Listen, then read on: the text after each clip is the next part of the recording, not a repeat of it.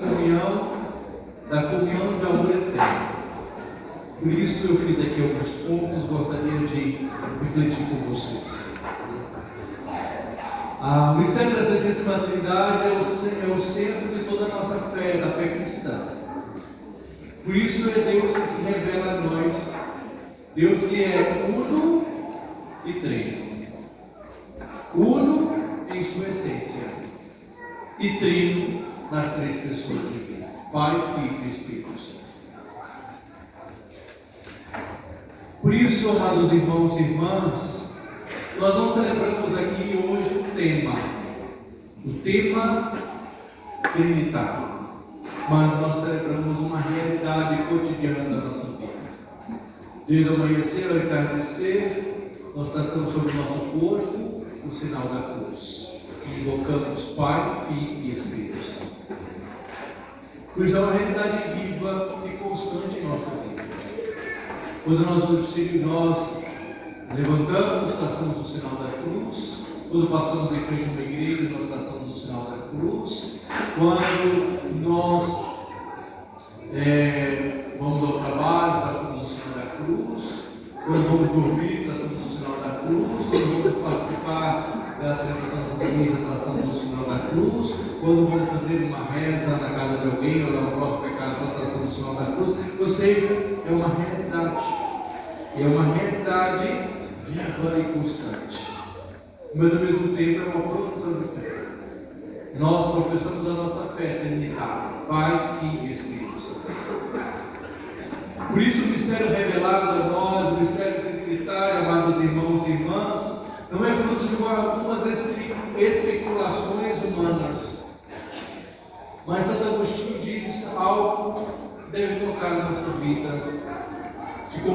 Se compreenderdes então todo o mistério trinitário, então deixamos de ser Deus. Deus não pode ser compreendido. Deus se revela a nós. Deus se revela a nós em Cristo Jesus. E só podemos compreender o mistério trinitário à luz da fé. Por isso, os textos sagrados que nós ouvimos hoje, a primeira leitura do livro dos Provérbios, fala para nós de uma sabedoria personificada, ou seja, uma preexistência na criação, uma preexistência trinitária já na criação. Por isso que lá no livro do Gênesis, no capítulo 1, versículo 26, diz assim: façamos do homem a nossa imagem e nossa semelhança. Façamos. Não é um plural majestático apenas, mas os Santos Padres, ao visitar o texto sagrado, diz que já é uma pré-existência da Trindade Santa. Façamos. Fazer a criação da uma ação trinitária. Não de uma forma explícita, mas implícita. Porque o credo de Constantinopolitano, que vamos rezar daqui a pouco, o credo diz que Jesus é consubstancial ao Pai, ou seja, tem a mesma substância do Pai. E do ato gerador,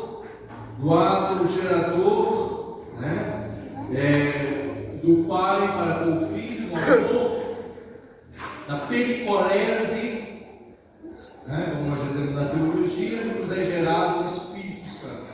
O Espírito Santificador. Portanto, o Espírito procede do Pai e do Filho. Por isso, amados irmãos e irmãs, Deus cria, não na solidão, mas Deus cria na comunhão trinitária. Na carta aos Romanos, Paulo desenvolve uma grande teologia trinitária, onde Paulo faz questão de trazer para nós uma grande síntese. Síntese essa de salvação.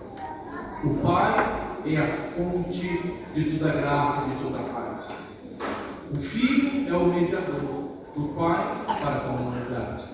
E o Espírito é justamente o amor que nos é derramado em nossos corações, como diz o apóstolo Paulo. Portanto, amados irmãos e irmãs, a E não apenas um conceito, mas uma realidade. É o que traz Jesus, então, no grande discurso de despedida no capítulo 16 que nós ouvimos hoje. O contexto é o contexto da ceia pascal. Depois Jesus lava os pés dos discípulos, Jesus faz o seu discurso de despedida. E aqui, Jesus faz questão de demonstrar a relação dinâmica das três pessoas da Santíssima Trindade. Relação dinâmica. Onde ele diz que o Espírito comunica aquilo que ele recebeu do Filho, e o Filho comunica aquilo que ele recebeu do Pai. Ou seja, o Filho possui tudo o que é do Pai, e o Espírito é a plena comunhão do Pai para com o Filho. Ou seja, a pericorese. Por isso, amados irmãos e irmãs, a Trindade Santa é mistério de amor. É mistério de comunhão e é unidade. Por isso que a atuação trinitária na história da salvação, ela acontece de uma forma cotidiana. Todas as vezes que estamos em plena comunhão, aí está a ação trinitária. Deus cria, amados irmãos e irmãs. Bom, Deus cria, Deus ama, Deus envia.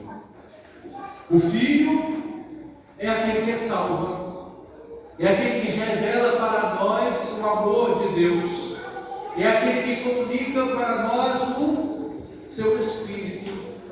O Filho é o grande acesso pelo qual nós temos ao Pai. Por isso que Jesus faz questão de dizer a Tomé: quem me vê, vê o Pai. E o Espírito Santo, amados irmãos e irmãs, é aquele que santifica, é aquele que conduz, é aquele que atualiza, é aquele que atualiza a plena comunhão. Por isso eu gostaria de citar para vocês o Catecismo da Igreja Católica, no número 259, onde diz assim: toda a vida cristã é comunhão com cada uma das pessoas divinas, mas nós não podemos separar as pessoas divinas. Nós não podemos separar as três pessoas divinas. Eu aprendi na teologia uma musiquinha, quando eu estava fazendo eu vou ensinar para vocês: unir sem misturar, distinguir sem separar. Unir sem misturar, distinguir sem separar. Nós não podemos separar as pessoas da Santíssima Trindade. Nós não podemos separá-las. É o que diz Santo Atanásio, e eu gostaria de citar Santo Atanásio. Santo Atanásio diz assim: o Pai é Deus, o Filho é Deus, e o Espírito Santo é Deus. Mas não são três deuses, mas um só Deus em três pessoas distintas. Por isso nós não podemos unir sem misturar, distinguir sem separar. Guarda isso para sempre. Por isso, amados irmãos e irmãs, nós não podemos separar as três pessoas divinas, as três pessoas: Pai, Filho e Espírito Santo. É uma unidade, é uma comunhão, é uma unicidade. Por isso, amados irmãos e irmãs, a Trindade Santa é fonte, ela é fonte de toda a graça, porque ela revela para nós Deus na história. Deus se revela na história do ser humano. O Pai, o ato criador do Pai, Deus cria. O desejo de salvar o ser humano, Deus se encarna. No desejo da plena comunhão de amor, Ele enviou o Espírito Santo para recordar a nós a nossa missão, a missão da igreja. Por isso que somos chamados à fraternidade, à unidade, a superar os egoísmos e toda divisão.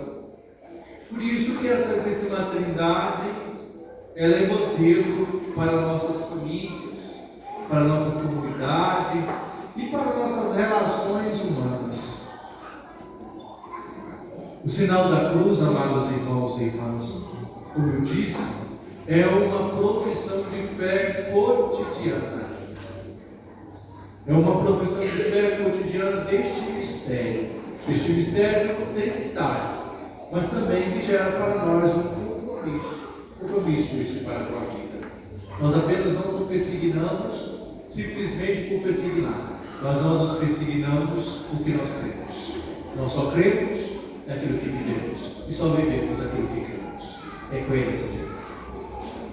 Por isso, amados irmãos e irmãs, a Santíssima Trindade é um louvor trinitário. Por isso que a nossa resposta só pode ser 3: adoração, louvor e amor. Por isso que nós queremos dar glórias ao Pai, ao Filho e ao Espírito Santo. Que nossa vida, amados irmãos e irmãs, possa se espelhar, mesmo de uma forma imperfeita ainda, possa se espelhar no amor eterno que a Santíssima Trindade traduz para nós. Possamos nos espelhar cada dia e que o nosso amor, nossas relações possam se espelhar aquilo que a Santíssima Trindade então revela para nós. Nós não podemos compreender todo o mistério trinitário. Não é possível. Por isso eu gostaria de concluir contando para vocês uma história atribuída a Santo Tomás de Aquino. Santo Tomás de Aquino, grande estudioso, ele quis entender todo o mistério da santificação. E então, ele escreveu muitas coisas sobre a santificação.